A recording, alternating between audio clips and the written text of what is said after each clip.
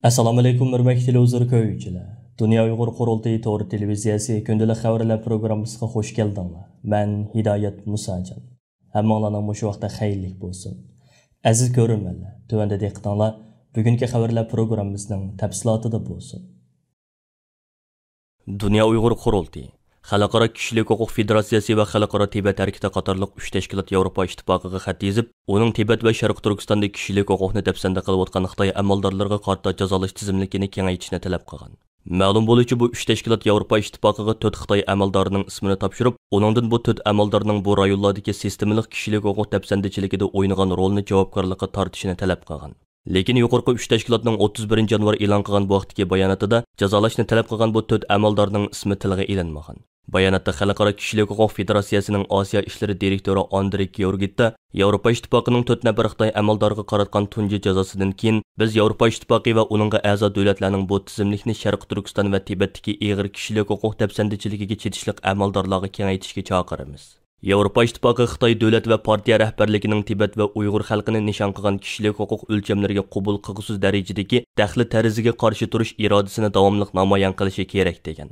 Yevropa ittifoqi tunji qitim 2021-yil 3-oyda atalmış Uyg'ur Abdunum Rayonluq siyosiy qonun komitetining sobiq sekretari Ju Xaylun, Uyg'ur Abdunum Rayonluq partiyasining sobiq muavin sekretari Wang Junjanni o'z ichiga olgan Sharq Turkistondagi 4 Xitoy amaldoriga jazo tadbiri qo'ygan edi. Andrey Georgitta Yevropa ittifoqining o'tgan qitimliq jazo tadbirini qarshi oladiganligi, biroq uning kishilik huquqni yadro qilgan yangi Yevropa Xitoy siyosatining boshlanish nuqtasi bo'lishini umid qiladiganligini aytgan. 29 yanvar kuni Dunyo Uyg'ur qurultiyi raisligi bilan Qirg'iziston Uyg'ur ittifoqining hay'at a'zolari va qurultayning Qirg'izistondagi vakillari bilan to'r orqali o'tkazilgan suhbat yig'inida Qirg'izistondagi vakillarimizning birdek ovozi bilan nomzod ko'rsatishi va qurultay raisi Dolqin Aysa apandimning ma'qulligi bilan peshqadam kurashchimiz va ustozimiz Ro'zi Mamat Abdulbaqiy apandim yana takror Dunyo Uyg'ur qurultiyining Qirg'izistondagi bosh vakolatchiligiga tayinlandi. Uzun yillik fidokor kurashchimiz, Dunyo Uyg'ur qurultiyining sobiq bosh taftishi va Qirg'iziston Uyg'ur ittifoqining sobiq raisi Ro'zi Mamat Abdulbaqiy apandim 1952-yili G'ulji shahrida dunyoga kelgan bo'lib, 1955-yili ota-onasi bilan birga Qirg'izistonga hijrat qilib chiqqan edi. 1968-yildan 1970-yilgacha Bishkek sanoat texnikumida, 2002-yildan 2006-yilgacha Moskva tijorat va huquq institutining Bishkek sho'basida ta'lim olgan Ro'zi Mamat Abdulbaqiy apandim Dunyo Uyg'ur qurultiyi qurilgan 2004-yildan buyon izchil holda har navbatli qurultayning Qirg'iziston vakili bo'lib saylangan. Shundaqla 3 va 5-navbatlik Dunyo Uyg'ur qurultiyida qurultayning bosh taftishiga saylanib vazifa o'tagan edi. Ondan boshqa yana Dunyo Uyg'ur qurultiyi raisligining har qaysi alladagi Uyg'ur tashkilotlari va Uyg'ur jamoatlari bilan hafta oxirlari o'tkazib kelayotgan suhbat yig'inlari davom qilmoqda. 30 yanvar yakshanba kuni qurultay raisligi bilan Kanada Sharq Turkiston birligining hay'at a'zolari, qurultayning Kanadadagi vakillari va Kanada Uyg'ur masjidining hay'at a'zolari birlikda to'r yig'ini o'tkazib, milliy harakatimiz navbatda duch kelayotgan ba'zi jiddiy masalalar va qurultayning duch kelayotgan turli xirislari haqida tafsiliy suhbat olib borgan edi.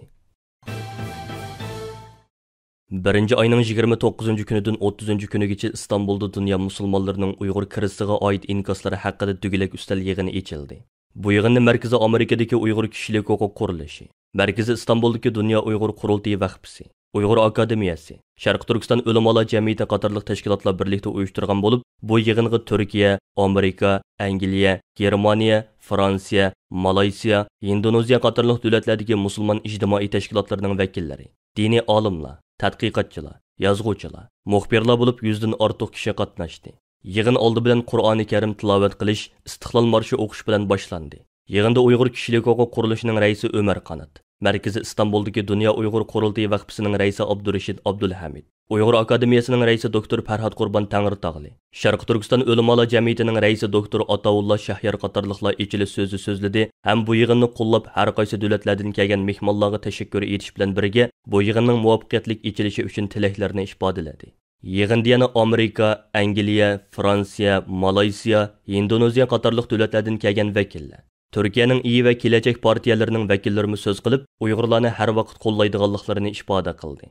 2 kun davom qilgan bu yig'inning 1-kuni tushdan keyin Amerika, Angliya, Fransiya, Malayziya, Indoneziya qatorliq davlatlardan kelgan ijtimoiy tashkilotlarning mas'ullari o'zdir turayotgan davlatlarda Uyg'urlarga aloqador elib berayotgan xizmat faoliyatlarini tanishtirib o'tdi va buningdan keyin Uyg'urlar to'g'risida qilishga tegishli xizmat faoliyatlar ustida fikr takliflarini o'ttirg'a qo'ydi.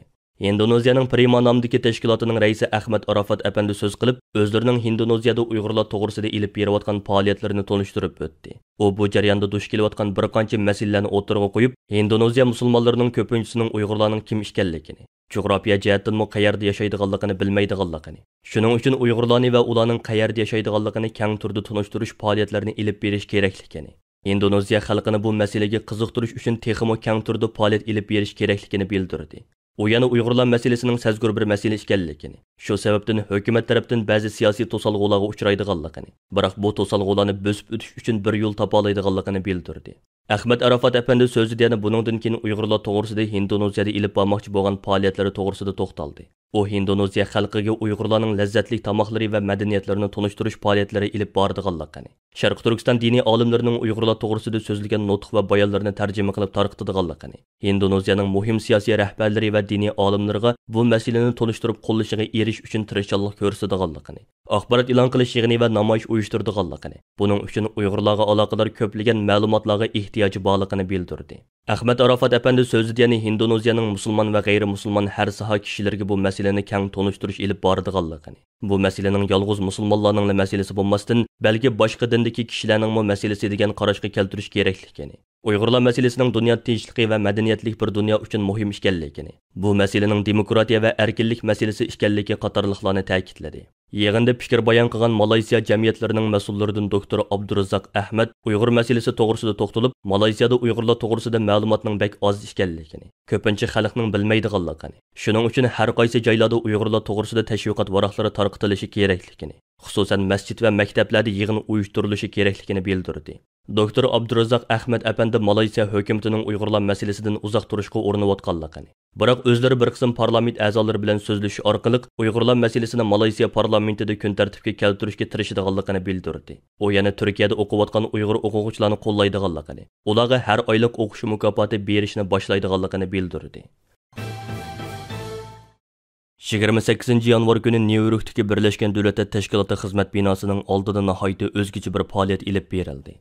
Amerika Davlat Majlisi ichida qurilgan Uyg'urlarni qo'llash guruhining raisi Tom Suvazi 10 dan ortiq Uyg'ur, Tibet va Yahudi kishilik huquq tashkilotlari bilan birlikda Birlashgan Davlatlar Tashkiloti binosi oldida namoyish qilib, Xalqaro Olimpik komitetining Xitoy Kompartiyasining kishilik huquq dafsandichiligini oshkora ayblashga chaqirdi. Amerika Davlat Majlisi a'zolaridan Tom Suvazi va Christopher Sims qatorliqlarning boshchiligida Uyg'urlarni qo'llash guruhi o'tgan yil 29-iyul kuni qurilgan edi. Ular bu vaqtdagi bayonotida Xitoy Kompartiyasining Uyg'ur rayonidagi sistemalik kishilik huquq dafsandichiliklarga bo'lgan tonishni yuqori ko'tarish, shundaqla 21-asrdagi eng chong kishilik huquq dafsandichiligini hal qilishni maqsad qilgan qonunlarni qo'llash uchun xizmat qiladiganliklarini bildirgan edi. Tom Suvazi mazkur faoliyatda so'z qilib, Xalqaro Olimpik komitetini kishilik huquq ig'ir dafsanda qildilayotgan bir davlatda o'tkazilish oldida turgan olimpik musobaqasi uchun o'zining mas'uliyatini qayta o'ynab ko'rishga, Uyg'ur rayonidagi kishilik huquq dafsandichiligiga alohida diqqat qilishga chaqirdi.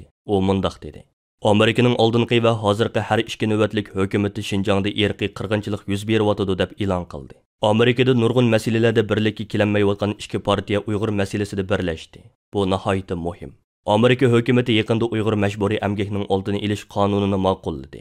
Qonunni ma'qullash orqali ularning majburiy emgak orqali ishlab chiqargan mayki ishtollarining badalining ig'ir bo'ladiganligini bildirdi.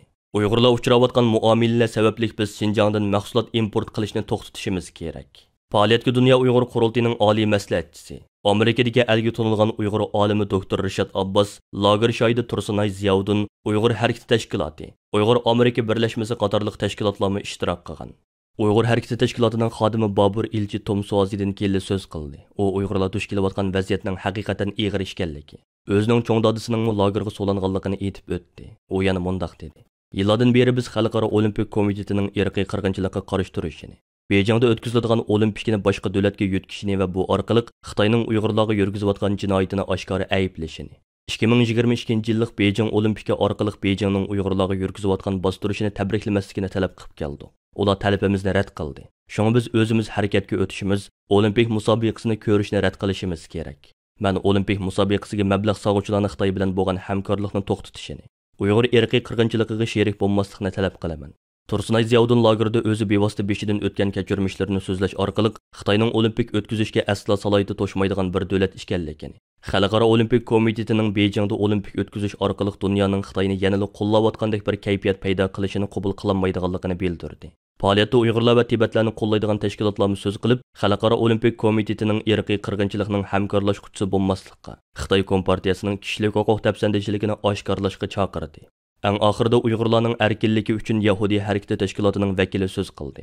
U Yahudiylarning Uyg'urlarning navbatdagi ahvolini nihoyatda yaxshi tushunadiganligini va kishilarning Yahudiylarning tarixini bilib turib, yana hech ish bo'lmagandek, Uyg'ur majburiy amgiki orqali ishlab chiqarilgan maykalarni kiyib, Uyg'urlarga qo'llanayotgan yuqori texnikalik nazorat qilish sistemasi haqida ishlangan filmlarni ko'rib yuraverishni tanqidladi.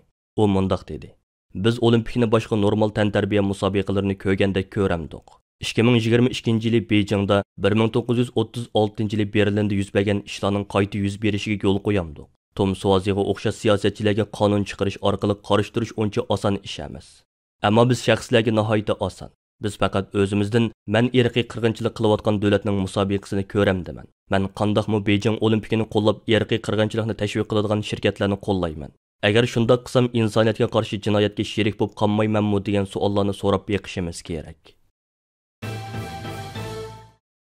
Uyg'ur harakati tashkiloti 1-oyning 29 va 30 kunlari Istanbul Kirona Plaza mehmonxonasida Uyg'ur yoshlarini tarbiyalash kursi o'tkazdi. Kursda Turkiyaning Anqara, Marmara, Hoji Bektoshvili, İstanbul Yıldız Texnika Universitetlerinden təklif qilingan professorlar Uyg'urlarning tarixi, Uyg'urlarga ilib berilayotgan irqiy qirg'inchilik va buning sabablari, Uyg'ur davosining tarixi, Amerikadagi Uyg'ur davosi va uning ta'siri, Uyg'ur qirg'inchiligining Uyg'urlarga ko'rsatgan ta'siri, irqiy qirg'inchilikka Uyg'ur san'ati orqali inkos qaytarish, Uyg'ur irqiy qirg'inchiligining xalqarodagi ta'siri, Xitoyning Uyg'ur tarixini burmala siyosiy va madaniyat qirg'inchiligi va media va Sharq Turkiston masalasi degandek temalarda doklad bergandan keyin kursga ishtirok qilgan 40 atrofida o'quvchi bilan mazkur temalar to'g'risida muzokara elib berildi.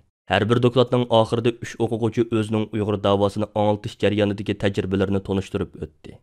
Uyg'ur yoshlarini tarbiyalash kursi oxirlashgandan keyin Uyg'ur harakati tashkilotining raisi Roshan Abbos xonim bilan yo'ldoshi Abdulhakim Idris apandini Amerikaning Turkiyaga yangidan tayin qilgan bosh elchisi J. Floyd bilan ayoli Sherik Floyd xonim qabul qilgan. Uyg'ur harakati tashkiloti bu kursning 1-navbatligini 2021 yili 6-oyda Turkiyaning Istanbul shahrida o'tkazgan bo'lib, mazkur kursga Turkiyaning har qaysi universitetlarida o'qiyotgan 50 Uyg'ur o'quvchi qatnashgan edi. Xalqaro kishilik huquq tashkilotlari tarafidan irqiy qirg'inchilik olimpiki deb atalgan 2022 yillik Beyjing kishilik olimpikiga sanoqli kunlar qolgan shu paytlarda chet ellardagi Uyg'ur tashkilotlarimi mazkur olimpikni boykot qilish uchun ilib berayotgan norozilik harakatlarini jiddiylashtirmoqda. 29 yanvar kuni Yevropa Sharq Turkiston birligi, Ilhom To'xtini qo'llash guruhi qatorliq tashkilotlar Berlindagi bosh ministerlik binosi oldida keng ko'lamli norozilik namoyishi o'tkazib, Germaniya bosh ministri Olaf Scholz apandimni 2022 yillik Beyjing qishliq olimpikni diplomatik boykot qilishga chaqirdi. Shu kuni Yevropa Sharq Turkiston birligining raisi Asqarjon apandimning bevosita riyosatchiligida avval Berlindagi mashhur Brandenburg darvosi oldida to'plangan fidokor namoyishchilarimiz Xitoyga qarshi jaranglik shuor to'lib, mazkur darvozadan Germaniya bosh ministerlik binosiga qarab yurish qildi va Berlin ko'chalarini larzaga keltirdi. Asqarjon apandi Germaniya bosh ministerlik binosi oldida qilgan so'zida Uyg'urlarga qarata rahimsizlarcha irqiy qirg'inchilik yurgizayotgan Xitoydek zolim va diktator bir davlatda olimpik yig'ini o'tkazilishining olimpikning ruhiga ig'ir darajada xilof ekanligini takrorlash bilan birga, Amerika boshchiligidagi ko'plagan demokratik davlatlar 2022 yillik Beyjing qishliq olimpikni diplomatik jihatdan boykot qilish qarori ilayotgan bugungi kunda Yevropa birligining parovuzi hisoblangan Germaniyaning hozirgacha bu jihatda bir qarorga kelmaganligidan qattiq afsuslanish his qilganligini, ammo hozirmi vaqtning kech emasligini, Germaniya hukumatidan 2022 yillik Beyjing qishliq olimpikni diplomatiya jihatdan boykot qilish qarori ilishini umid qiladiganligini ifoda qildi.